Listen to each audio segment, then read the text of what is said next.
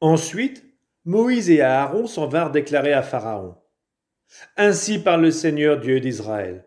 Laisse partir mon peuple, pour qu'il célèbre en mon honneur une fête au désert.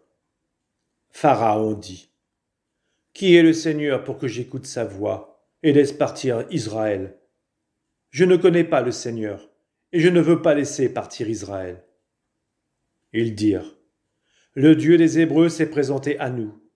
Il nous faut aller à 3 jours de marche dans le désert pour offrir un sacrifice au Seigneur notre Dieu. Sinon il nous frappera de la peste ou de l'épée. Le roi d'Égypte leur dit: Moïse et Aaron, pourquoi voulez-vous détourner le peuple de ses travaux? Retournez à vos corvées. Et Pharaon ajouta: Maintenant que les gens du peuple sont nombreux, vous voudriez qu'ils se reposent de leurs corvées. Ce jour-là, Pharaon ordonna aux surveillants du peuple et aux contremaîtres: Vous ne fournirez plus au peuple comme vous le faisiez auparavant, la paille pour fabriquer les briques.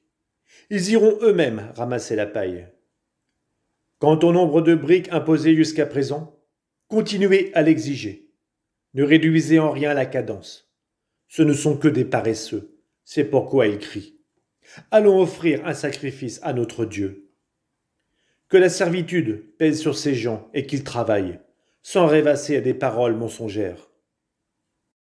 Les surveillants du peuple et les contremaîtres sortirent et déclarèrent au peuple: Ainsi parle Pharaon, je ne vous donne plus de paille.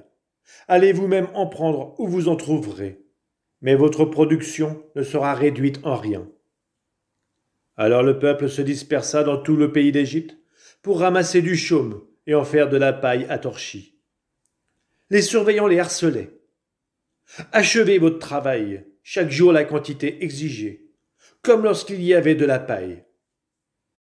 On frappa les contremaîtres des fils d'Israël, ceux que leur avaient imposés les surveillants de Pharaon, en disant: Pourquoi n'avez-vous pas exécuté la commande de briques comme auparavant? Faites aujourd'hui comme hier. Les contremaîtres des fils d'Israël vinrent alors crier vers Pharaon: Pourquoi traiter ainsi tes serviteurs? De la paille, on n'en donne plus à tes serviteurs, et on nous dit: Faites des briques. Et voici qu'on frappe tes serviteurs. Tes gens ont tort. Pharaon répondit: Vous êtes des paresseux. Oui, des paresseux. C'est pourquoi vous dites: Allons offrir un sacrifice au Seigneur. Et maintenant au travail. On ne vous fournira pas la paille, mais vous fournirez les mêmes nombres de briques. Les contremaîtres des fils d'Israël se virent en mauvaise posture lorsqu'on leur dit: Vous ne réduirez pas le nombre de briques, chaque jour la quantité exigée. En sortant de chez Pharaon, ils tombèrent sur Moïse et Aaron qui les attendaient. Ils leur dirent: Que le Seigneur vous tienne à l'œil et qu'il juge. À cause de vous, Pharaon et ses serviteurs nous détestent. Vous leur avez mis en main l'épée pour nous tuer. Moïse retourna trouver le Seigneur et lui dit: Mon Seigneur, pourquoi as-tu maltraité ce peuple? Pourquoi donc m'as-tu envoyé?